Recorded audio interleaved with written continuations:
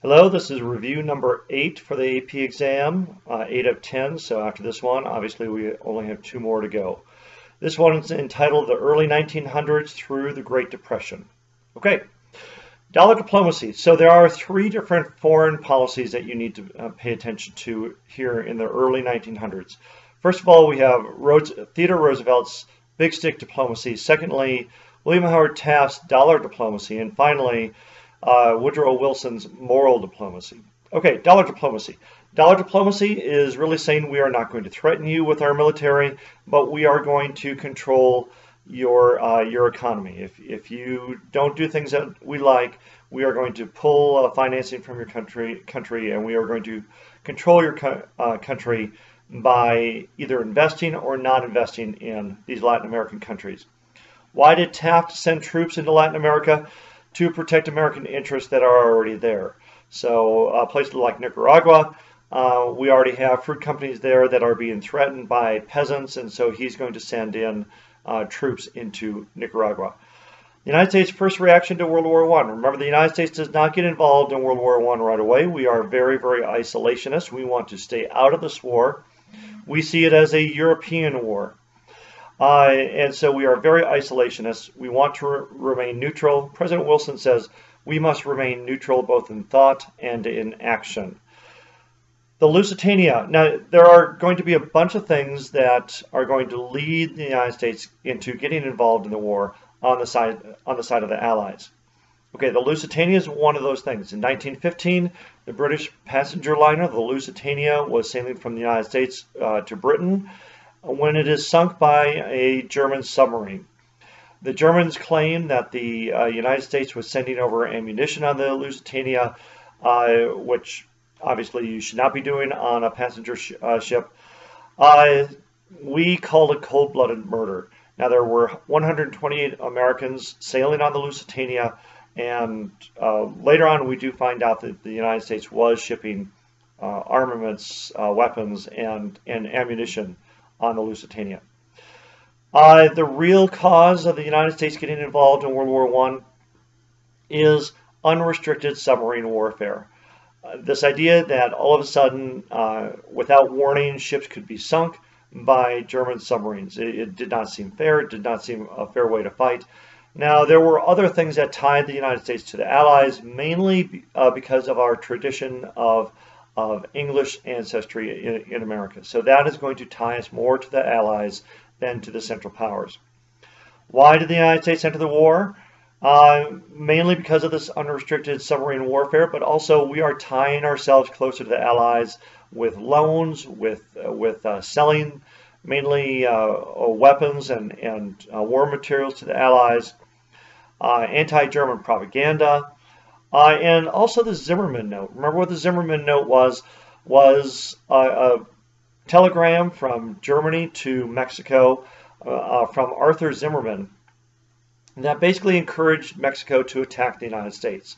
And the idea was if Mexico would keep America out of the war, keep the United States out of the war, then when the Central Powers won, Mexico would gain all that land that they lost during the Mexican War. The AEF, the American Expeditionary Force, were United States soldiers under General John Blackjack Pershing. Worked with the Allies, but not part of the Allies at first. It's not until 1917 that the United States officially gets involved in World War I.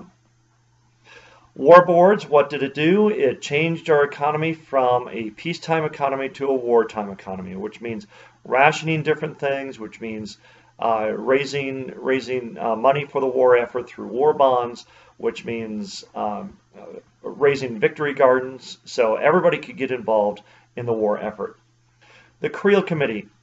What did the Creel Committee do? It was our propaganda committee. It pumped out lots and lots of anti-German propaganda. It encouraged Americans to get involved in the war, either to join the military, to join the Red Cross, to buy war bonds, to grow victory gardens. Everybody can get involved in the war. U.S. versus Schnecht. Over what laws? We passed the Sedition Act of 1918. Anything that Americans could say against the war, you could be arrested for those things. And Schnecht versus the the U.S. versus Schnecht, the Supreme Court upheld the constitutionality of that. Now, most people would say that this is a breach of freedom of speech, our First Amendment rights. And again, we can tie this back to things like the Alien and Sedition Act under John Adams, not John Quincy Adams, but John Adams. Every once in a while, you might see a picture that's unclear. There's no date to it. There's no real description to it. An example is that we've seen pop up every once in a while is about trains, and you really have to try to put it into a time period. And so, in the case that I'm talking about, there's a picture of women working on a train in 1918, and the way you can tell it's kind of the time period is, first of all, the dress of who is working there, who's in the picture, but also the train itself. If a train has a cow catcher on it, you know, one of those pointed things on the front, you know that the train must be before 1920, early 1930s. If the train is more streamlined, then you know that it's in the 1930s, 1940s. World War I effects on blacks.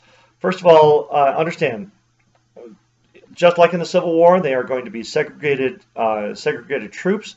So integration of troops, no. Veterans get an education after this, no. Remember, World War I is not where the GI Bill comes from. That's World War II. Southern blacks moved to cities, yes. This is our first great migration of blacks moving from the South into northern cities looking for jobs. And renewed prejudice and discrimination, absolutely, because now we see blacks moving into places where they had not been before, and because of this, we see a greater span of discrimination, especially against blacks, as blacks are moving into cities, and as blacks are taking what were known as white jobs. Why was there a great migration? Because of jobs, because all these men have now gone over to Europe to fight World War I, and now those jobs are open, and those are pretty good paying jobs, especially for blacks coming from the South. The 14 points called for self-determination of allied countries, disarmament of especially Germany, but also other Central Powers, and then also the League of Nations. The League of Nations is going to be the thing that kind of carries on the furthest of all the things in the 14, or in all the things of the 14 points. So the League of Nations. Remember, the United States did not join the League of Nations after World War I, but it was certainly President Wilson's idea. Who is in disagreement with the Treaty of Versailles and the League of Nations? These people are Republicans called the Reservationists. The key person here is Henry Cabot Lodge. He is the leader of the Republicans in the House. And remember, President Wilson does not bring over anybody to Paris who is a major Republican. He'll bring over a minor Republican with him, but nobody from the opposition party to help write this Treaty of Versailles. Why do we not ratify the Treaty of Versailles? President Wilson would not negotiate with the Republicans here in the United States. So the Reservationists wanted to accept the Treaty of Versailles, but with some major changes to it. Mainly those changes centered around America and this League of Nations. If somebody in the League of Nations gets pulled into a war, does that mean the United States also gets pulled into the war? And that's what the reservation was with these Republicans. Which was in disagreement with the Treaty of Versailles, mainly sending troops without the approval of Congress. And if we're in the League of Nations, that very well could happen. If we are tied to an ally and they go to war, then we would also go to war without any say-so by the American public. The 1919-1920 Red Scare. Now remember, again, during World War I, we also had the Russian Revolution.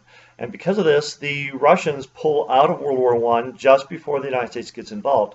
Mainly because of this Russian Revolution. We have the communists come to power, the Bolsheviks come to power, and the United States is really afraid that this communist revolution is going to be a worldwide revolution. That was really the purpose of this, the stated purpose of this revolution.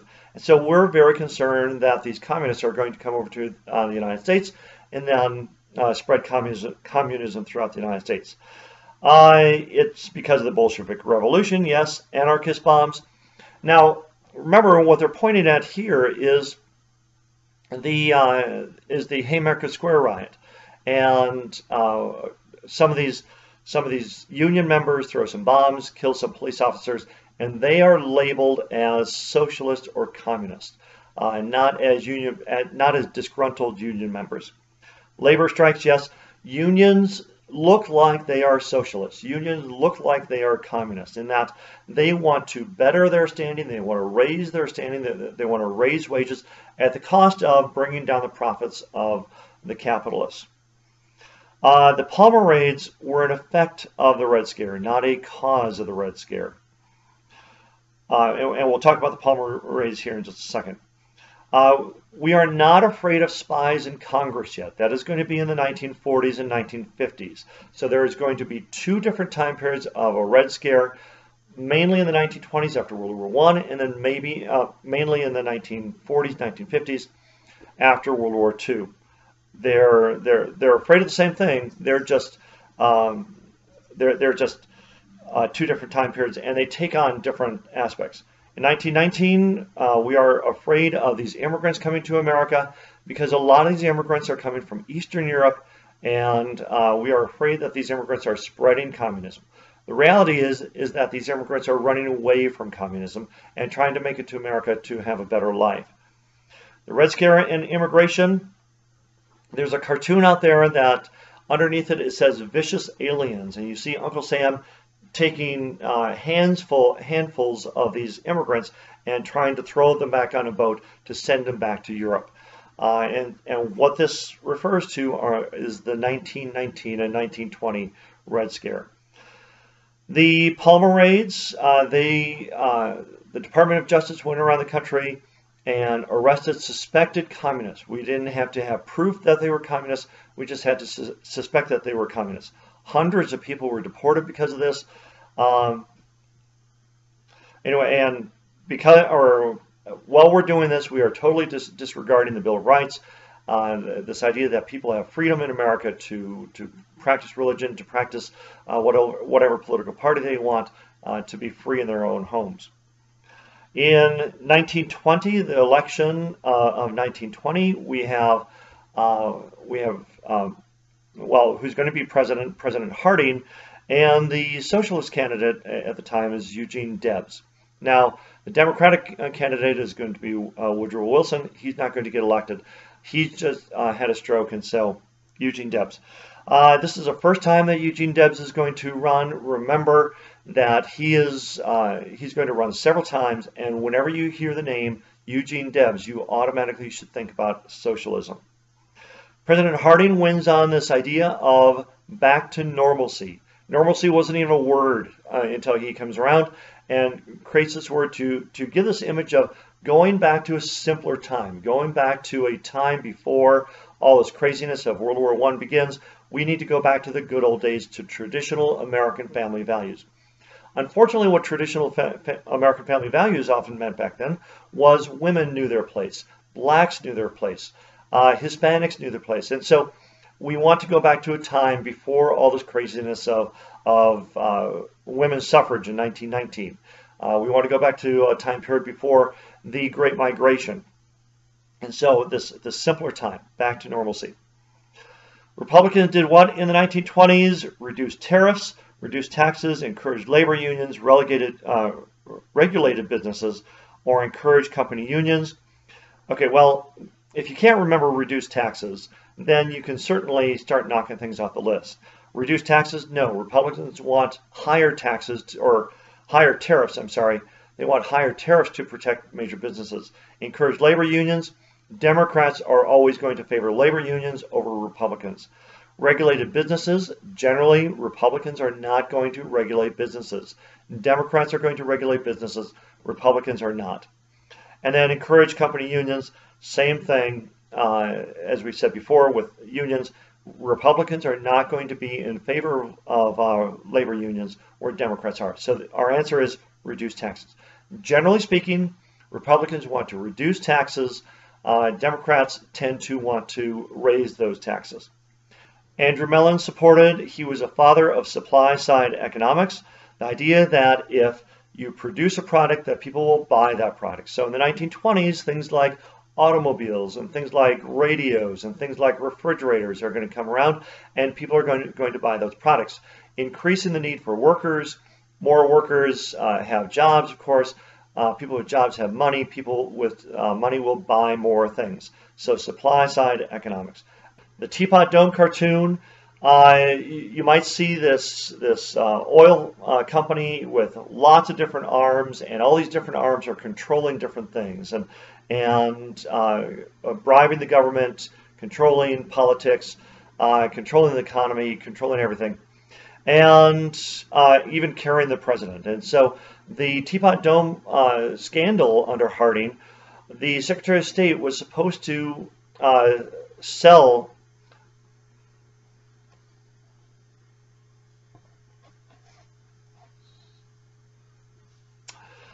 I'm going to go back to the Teapot Dome cartoon in 3, 2, 1. The Teapot Dome cartoon, you might see this cartoon where big oil is, or this oil company is a big monster, and with oil scandal written on its shirt, and that refers to the Teapot Dome scandal under Harding. Remember, with the Teapot Dome scandal, the government owned an oil field called the Teapot Dome. And they were supposed to, the Secretary of the Interior was supposed to sell the Teapot Dome oil fields to the highest bidder. Instead, he just gave the oil fields to his good friend Harry Sinclair, an oilman. In return, he got kickbacks, he got profits, or part of the profits from this oil field, which is obviously illegal. This happens under Harding's administration. There are lots of items of corruption under Harding. Nothing that really ties Harding to any of these things, but we can relate this back to President Grant and all these Grantisms. Even though President Grant has very little to do with all this corruption, there are a lot of bad things going on in his government. All of the following are characteristics of the 1920s except better race relations, U.S. as a teenager, increase in consumer goods, or laissez-faire. Again, 1920s you have to pay attention to. Lots of Republican presidents. We have Harding, Coolidge, and Hoover. They are going to be hands-off of the government, no regulation of government. Part of the reason why we lead into the Great Depression in the 1930s. U.S. as a teenager, remember this is after World War I, and America just wants to have fun. They want to go out and have a good time. This is the jazz age. This is the flappers. And so it looks like Americans are kind of, these teenagers just want to go out and have a party. Increase in consumer goods, certainly that's going to be the case in the 1920s with the increase in production. So we're going to have lots of consumer goods in the 1920s. So the answer here is better race relations. Anytime you see the answer better race relations, always pay attention to that, because that is oftentimes wrong.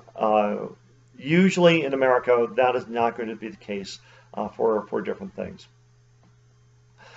What did farmers want in the 1920s? They wanted price supports. Remember, the farmers are the crops that they're growing, the animals that they're raising. It's actually costing them more to do that than what they are getting in selling those products. And so they want price supports. They want the government to subsidize a lot of these crops, a lot of growing these animals. The McNary-Haugen bill, they wanted price supports for farmers. This was vetoed by the government. This was vetoed by, remember, Republicans are pretty much in charge of the government in the 1920s, and Republicans are generally not going to be in favor of price supports for farmers, of subsidies for farmers. The attitude of Harding and Coolidge toward business. Their phrase was, the business of America is business. We are not going to do anything to regulate business. We are not going to do anything to slow business down. That if we just allow business to do what they're going to do, then they're going to make a lot of money, they're going to produce a lot of stuff, and everybody's going to be happy. Who said raise wages and lower costs? This is Henry Ford. Henry Ford had this relatively revolutionary idea that if he raises the wages of his workers, a couple things are going to happen. First of all, he's going to keep the unions out of the Ford plant, which is exactly what he wants to do. He does not want the union involved in Ford. And so if he gives his workers more money, then they have no reason to go to a union. But also, if he gives his workers more money, better wages, they have then money to buy his cars. And so this just increases his business. He just figures it's good business sense and to do that. Graph of price of a Model T, why did it fall? The price of the Model T actually goes down a lot like any consumer goods. As we have more of it being made, as we become more efficient at making it, the price of those things come down. And so the assembly line really helps the Ford plant, helps in making Model Ts. And so that price kept falling and falling and falling, allowing more and more Americans to be able to buy cars.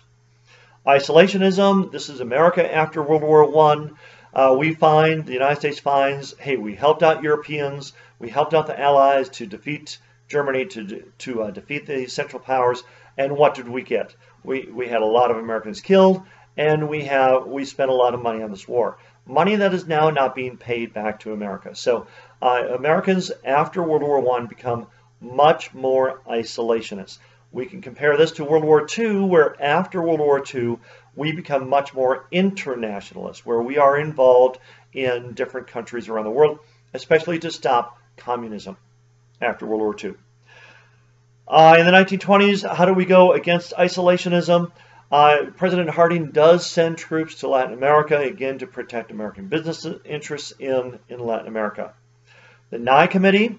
The Nye Committee was set up to investigate why does the United States get involved in World War I, the Great War.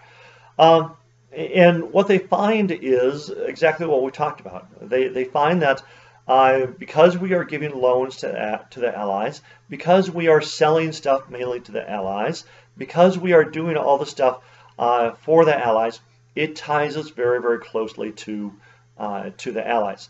We allow Americans to sail on foreign ships, mainly the Allied passenger ships. Those get sunk, we get angry. The Washington Naval Conference, this was an agreement to try to keep the status quo in European countries and the United States as far as more weapons. We're trying to limit the amount of weapons that each country has so we don't get into something like we had in World War I, where we have all these countries with massive armies, massive militaries. We thought that if we had if everybody's on board with this, if all the countries were on board with this, the Japanese, who were initially not very excited about this, would follow. The Japanese never did follow the Washington Naval Conference, and they continued to build up their military after World War I. The Kellogg-Briand Pact. The Kellogg-Briand Pact tried to outlaw war, tried to make war illegal. 62 countries signed the Kellogg-Briand Pact, and of course, it didn't work. But it's this attempt after the most destructive war in world history to not let that happen again. The National Origins Act. Why did that happen? There are two National Origins Acts, one in 1921 and one in 1924. And what we're doing is we're taking a look at a census in the United States and going back and looking at how many people are in America in 1900 and then in 1890, and then allowing a certain percentage of those people to come into America. What this ultimately does is dramatically clamps down on immigration in America in the 1920s. This is really important. The National Origins Act clamps down on especially Eastern and Southern Europeans coming into America. We are afraid of those people because we are afraid that these people are going to spread communism to the United States. We also don't like these people coming in because when they come in, they are very likely to join unions. What the National Origins Act does not put a quota on are blacks from the Caribbean, because we know that those blacks are not going to generally join unions when they get to the United States. So it's a quota system. What this eventually leads to is during World War II, we are not going to allow hardly any Jews in America, and Jews are going to be stuck in Europe. And again, the question is, for Jews, hey, you saw Hitler coming in World War II, why didn't you leave? Well, the answer is to that, they had nowhere to go. They couldn't come to the United States. Other countries had very strict immigration laws, And so Jews had no place to go, and that's why they were easily captured. In the 1920s, the KKK supports this idea of going back to traditional American family values, this idea that we need to go back to a simpler time. And so here we have in the 1920s, the KKK is not only against blacks, certainly they are, but they're also against the new woman. They're against this whole idea of female suffrage. They're against this idea of the flappers. They are against this idea of new immigrants coming in. They're against this idea of Catholics coming in. And so they want to go back to what's known as traditional American family values, this idea of Protestantism, this idea of everybody knows their place. Sacco and Vanzetti, they are anarchists. They robbed I think it was a payroll of a shoe industry or something like that. Anyway, Sacco and Vanzetti are captured and after robbing this place, and they are immediately labeled anarchists. In fact, the judge is obviously anti-Catholic, which is what Sacco and Vanzetti are. Their biggest problem are their last names. And what it shows is a fear of these radical immigrants. Now, looking back at that case, they were probably guilty. But if we take a look at the case itself and how it was prosecuted, today they would have never been found guilty on the evidence that was given. The Harlem Renaissance in the 1920s, based in obviously Harlem, New York, and this is where we have a lot of black artists doing a lot of different things. They're writing, they're painting, they're sculpting, they're doing all these different things. The jazz is centered in a couple different places. Harlem is one of them. Chicago is another place. St. Louis is another place. But Harlem is kind of where everything is happening. Whenever you talk about the Harlem Renaissance, the key word, the key person here is Langston Hughes. And so Langston Hughes is the main person of the Harlem Renaissance. Other people in here, jazz musicians such as Louis Armstrong, Horace Pippin is in here as well. So painting, writing, jazz. Whites will oftentimes patronize, and when we say patronize here, that means they are simply going to have, for example, Langston Hughes create works of art for the people who are paying him, as long as they do not talk about any of the black struggles, any of the black issues, they're going to be fine. But as soon as they start pushing the envelope and they start talking either in writing or painting about the struggles of blacks, then these people are going to lose their patrons and they're not going to be able to produce art anymore because there's no one to support their lifestyles. Langston Hughes, his quote, "I am black and I am beautiful." This is really the first time where this message is being brought out, where blacks are proud of being blacks, and this is the message that whites are getting as well, that blacks are actually proud of who they are and their heritage. Marcus Garvey leads this social movement, this Back to Africa social movement. Basically what he's saying is, hey, if white America will not accept us for who we are, we should move back to Africa. Now, not very many blacks are in support of this. Remember that for the most part, these blacks are third, fourth, sometimes fifth generation Americans who are living here. And so none of them remember life at all, or even verbal stories of life in Africa. And so not very many blacks are going to be in support of this. But he also starts the Universal Negro Improvement Association, this idea of this group to help blacks in white society. Why were writers disillusioned in the 1920s? A lot of these writers experienced firsthand the horrors and destructiveness of World War I. If not firsthand, then they saw their friends coming back who were wounded, who were disfigured after World War I. People like Ernest Hemingway. A lot of his literature deals with the destructiveness of the Great War. They were also disillusioned because not only do we have all these people coming back who are wounded both emotionally and physically from the war, but on the other side of that, you see Americans in the 1920s and all this consumerism going on. And these writers are talking about what is really important in America? Is it taking care of these wounded veterans, or is it buying and consuming everything we can? Babbitt and Main Street, this is written by Sinclair Lewis, and I'm now being photobombed by my dog. Babbitt and Main Street and Sinclair Lewis criticizes middle-class consumerism. So one of these books that we just talked about. All right. Which was not a 1920s entertainment, movies, radio, sports, television. Now again, you have to put everything into a time period. When you think about the 1920s, what comes to mind? Well, movies, certainly. We've gone from silent movies to talkies, absolutely. Radio, that was a big thing in the 1920s. Sports, obviously, we have lots of sports going on in the United States in the 1920s. Television is the key word here because television really doesn't come around until after World War II, after 1945, and then certainly into the 1950s is when Americans first start really buying television. The Scopes trial, what was that all about? Again, John Scopes, he was a science teacher, a biology teacher in Tennessee, where teaching evolution was illegal. You might see a cartoon, a very popular cartoon, is of William Jennings Bryan, and he goes from primates to the picture is you have a monkey going to Neanderthal, going to Socrates, going to William Jennings Bryan, making fun of William Jennings Bryan, saying, or his belief in creationism, this idea that God creates man and we have not evolved from a lower species. So this cartoon basically says William Jennings Bryan came from primates. It split the nation over teaching evolution.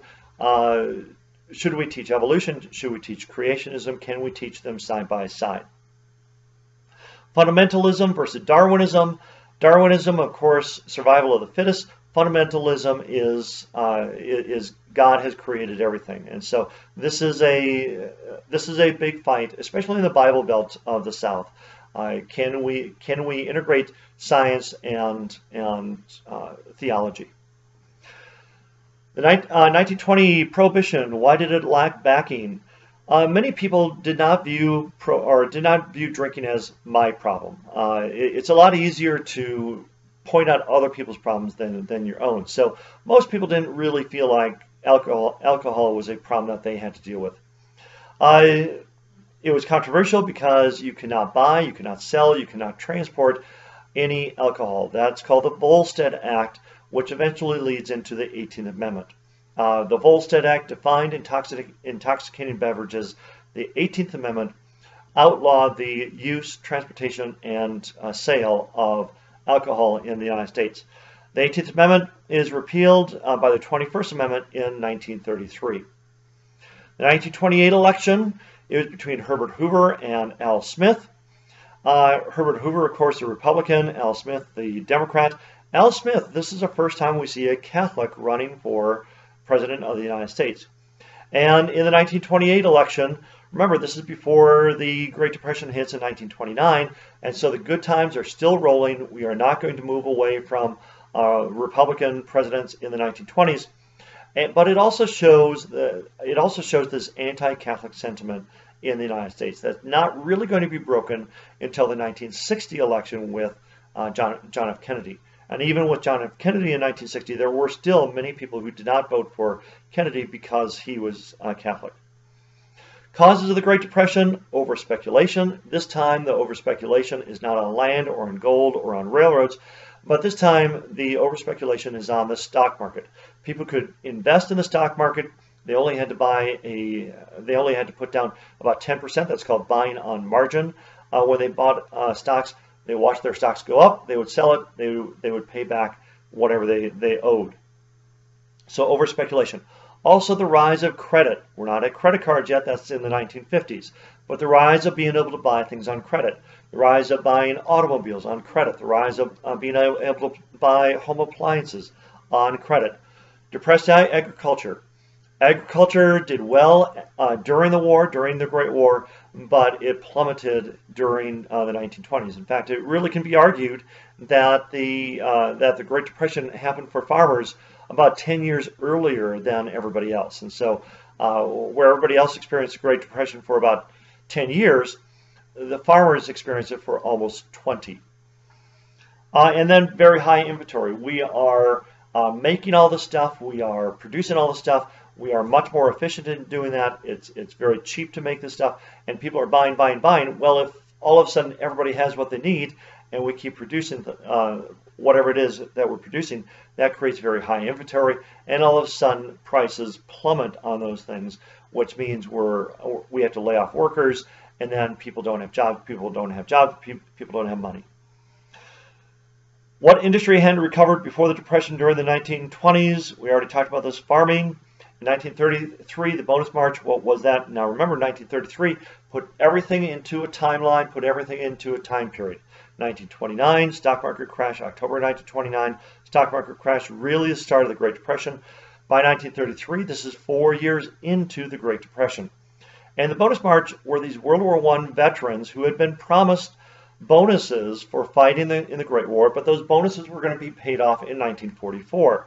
So these World War I veterans marched on Washington, set up basically a tent city in Washington, D.C.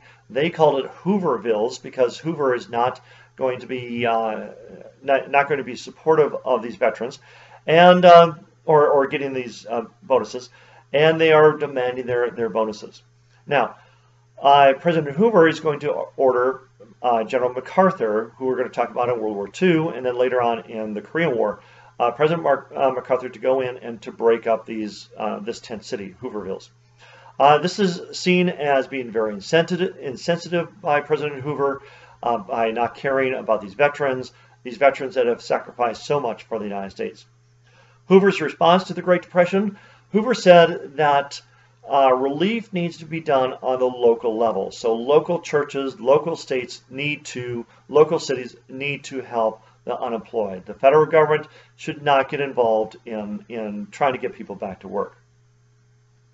As we get to the election of 32, he changes his tune a little bit, and he does start to try to create jobs. And later on, FDR is going to take that and really expand it. But Hoover is going to try to get people back to work, but it's too late to get him reelected. The Farmers Holiday Association, what did it do? The Farmers Holiday Association, as we get further and further into the Great Depression, as farmers are facing the bankruptcy and losing their farms, what they're going to do is organize burning crops and organize killing animals, killing pigs, dumping milk in streets, trying to do whatever they can to raise the prices on the products that they are trying to sell. Cartoon on the Republican Party in the 1930s. Republican parties are going to be seen in these tattered, you could tell that they used to be nice clothes. A lot of these people are wearing like top hats and tails, but they're all tattered, they're full of holes, and they are kind of shuffling around. They look like very depressed people in the 1930s. So the Republican Party in the 1930s, dejected losers, because in 32, we're going to see Roosevelt come in. By the time we get to 34 in the midterm elections, all of Congress is going to turn Democrat. And so Republicans are going to lose a lot of power by 1934, and certainly by 1936.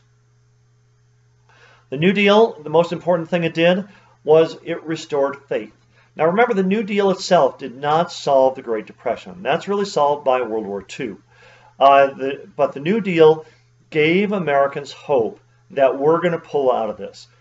President Roosevelt gave these fireside chats every Sunday on the radio, and it really sounded like finally somebody cares about their problems, that somebody's working on their problems, and that together we're going to pull out of this Great Depression. It also did create jobs. The government is going to be spending a lot of money to create these different jobs in the New Deal. This is by some critics called alphabet soup. We have all these different programs, dozens and dozens of different programs to try to get people back to work. And so lots of people are finding jobs that otherwise were not able to be had before. And it's also regulating businesses, regulating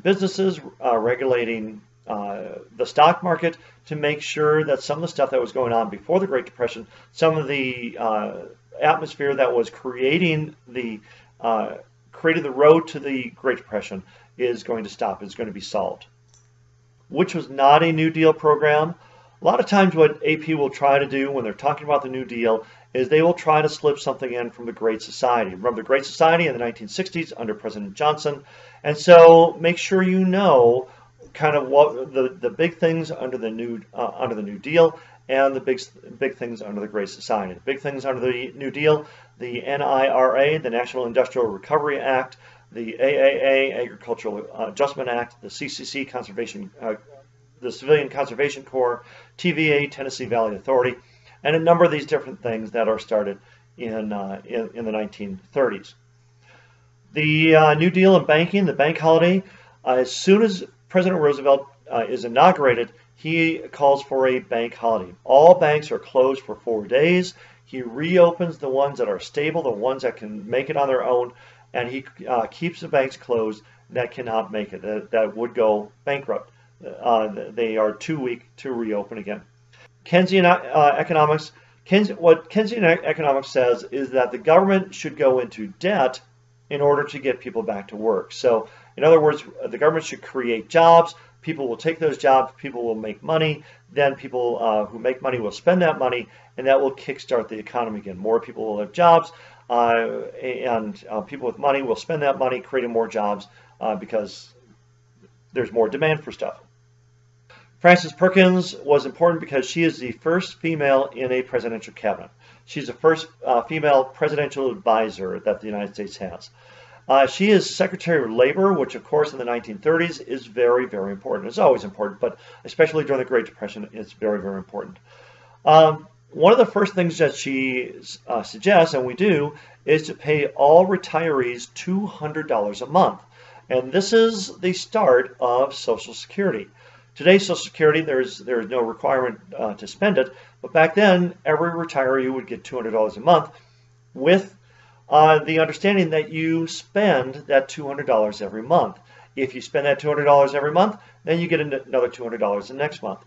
This is encouraging people to spend money, and again, people spending money will then create more jobs. What did the NIRA do? Business regulations, wages, prices, stopped the decline of wages, stopped the increase in prices in many cases.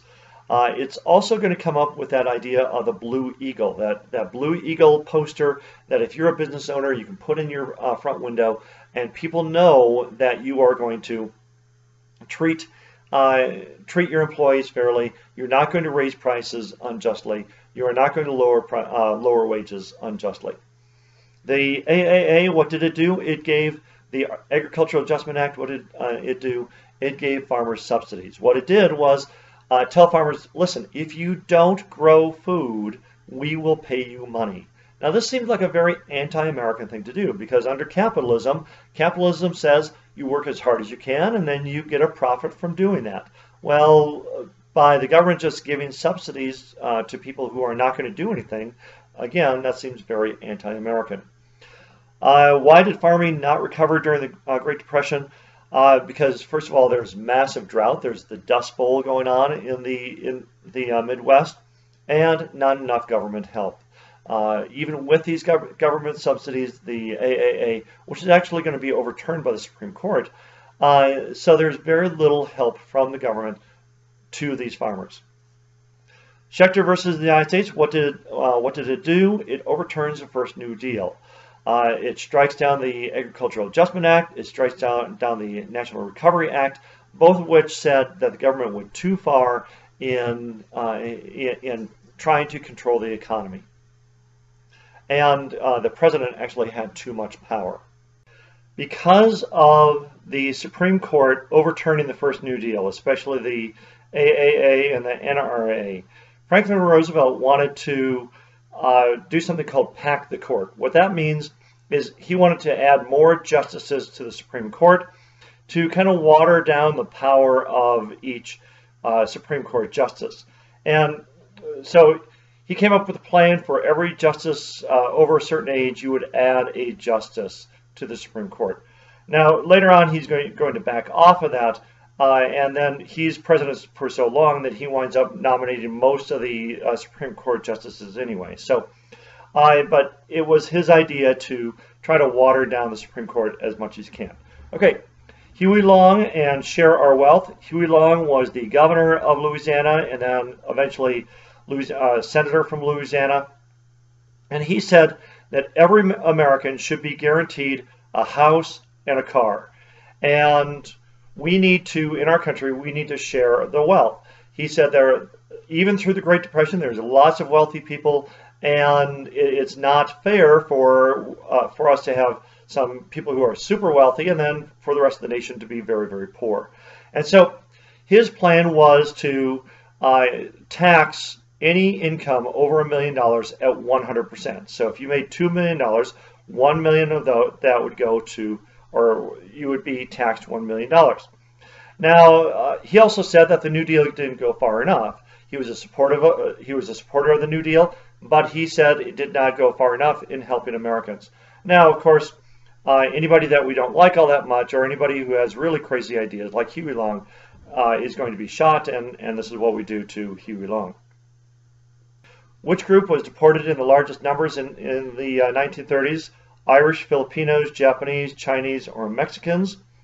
I remember the time period here. This is 1930s, Great Depression, and what had been going on before in the United States. And so, during the Great War, during World War I, we had invited Mexican workers to come in to help grow food, to work in fields. And then in the Great Depression, we want these people out of the United States. And so, we're encouraging Mexicans to leave the United States. We deported over 100,000 Mexicans during the 1930s. A. Philip Randolph, he was the president of the Porters Union. And this is the late 1930s. A. Philip Randolph suggested and demanded the government to stop discriminating in government contracts. So if anybody or any company, especially railroads, got a government contract for any reason, that organization could not discriminate or should not discriminate. It doesn't actually go through. He threatens a march on Washington. That doesn't happen. Nothing actually happens with his demands. But again, it shows this divide between white and black America. African Americans' rights and advancements in the 1930s. Choose the best one here. Jackie Robinson played baseball. The AFL let blacks in. The New Deal provided a lot of help. Or blacks switched to the Democratic Party. The best answer here is blacks switched to the Democratic Party. Now, the New Deal did provide much help to blacks, and one of the reasons why blacks are switching to the Democratic Party away from the Republican Party is because of Franklin Roosevelt and the New Deal. But the best answer here is blacks switched to the Democratic Party. Now remember, since the Civil War, blacks had, for the most part, voted for Republicans as a thank you to the party who got rid of slavery. But once we hit the 1930s and the Great Depression, it's Franklin Roosevelt and the Democrats who are looking, who are seen as the political party that's going to help poor and especially poor blacks. The Scottsboro Boys. Scottsboro Boys were a group of black teenagers. These are 9 black teenagers accused of raping 2 white women. They are sentenced to death on very sketchy evidence. They appealed, and they are actually represented by the only organization willing to represent 9 black teenagers, the Communist Party. And so they're represented by the Communist Party, and they are later acquitted, in other words, found not guilty, and they are pardoned and paroled from prison. The Indian Reorganization Act of 1934. This overturns the Dawes-Severty Act. Remember, the Dawes-Severty Act does away with the tribal system.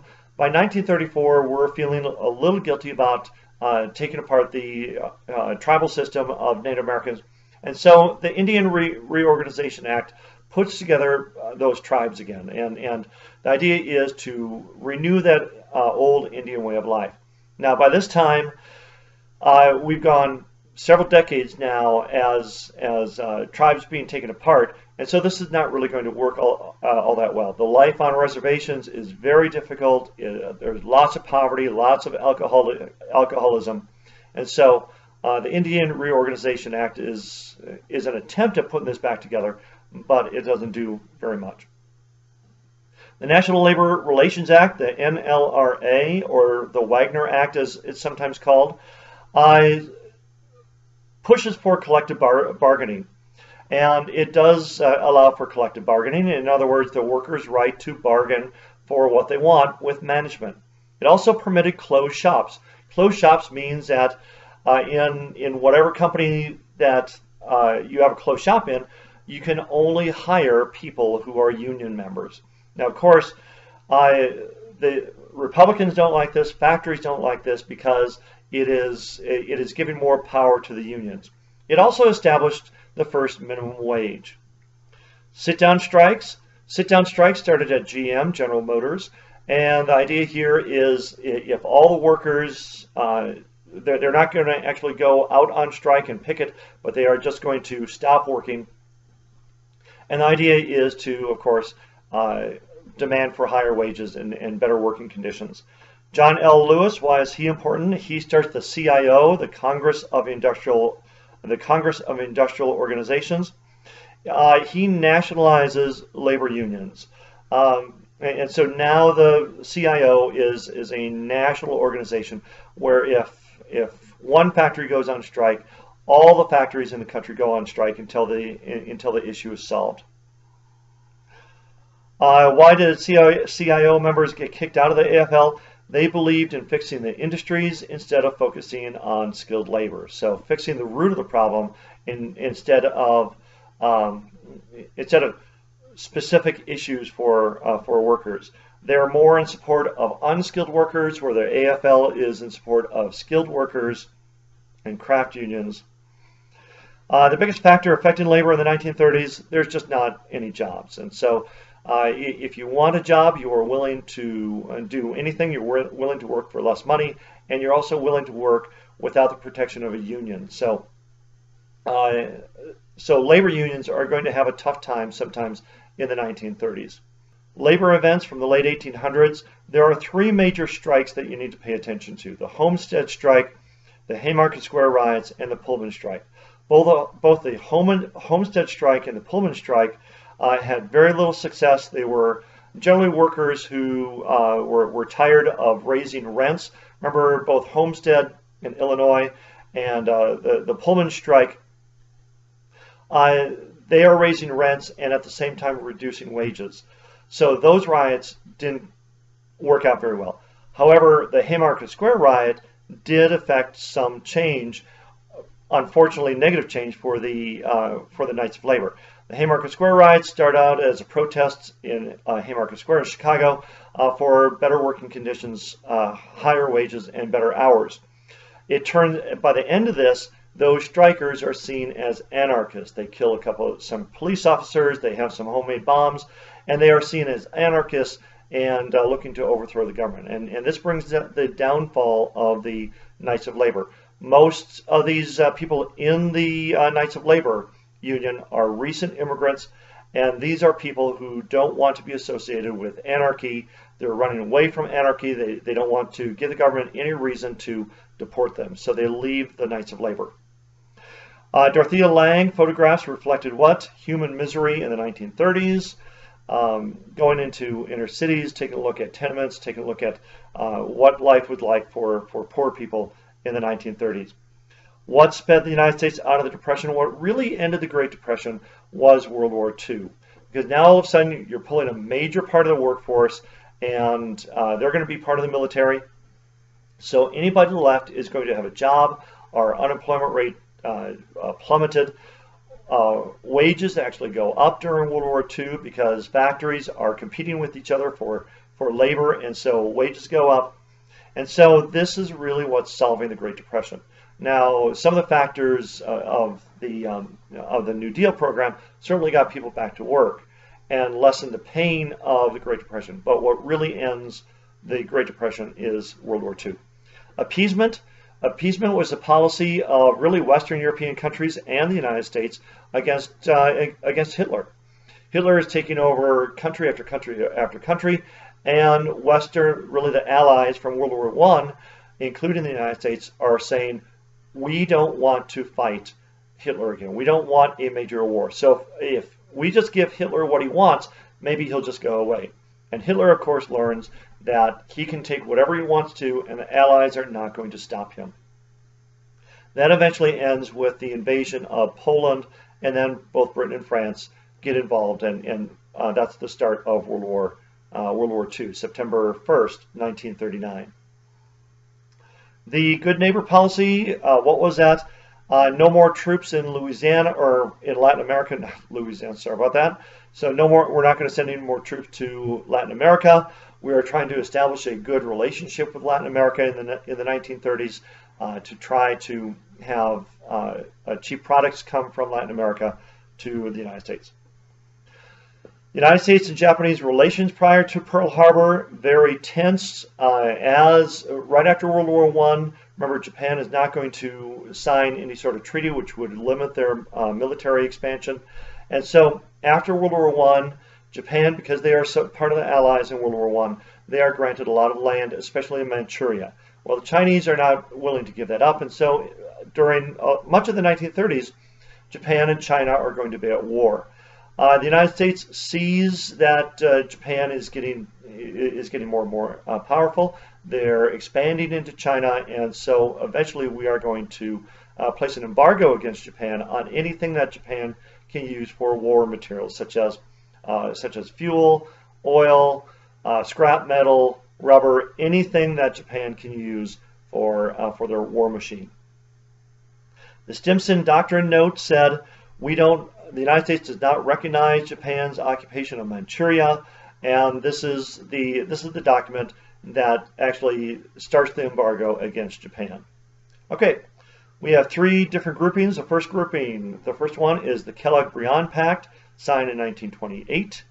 Number 2, Japan invaded Manchuria, 1931. Number 3, the Bonus March in 1932. And number 4, the Bank Holiday in 1933. Second grouping, the Red Scare begins in 1919. Number 2, the Scopes Trial in 1925. Number 3, the Munich Conference in 1938. And number 4, Pearl Harbor is bombed in 1941. And then the last grouping, World War I begins in 1914 in Europe. Remember, the United States does not get involved until 1917. That's number 2. The U.S. enters World War I, 1917. And number 3, World War I ends in 1918. Okay, that is the end of number 8.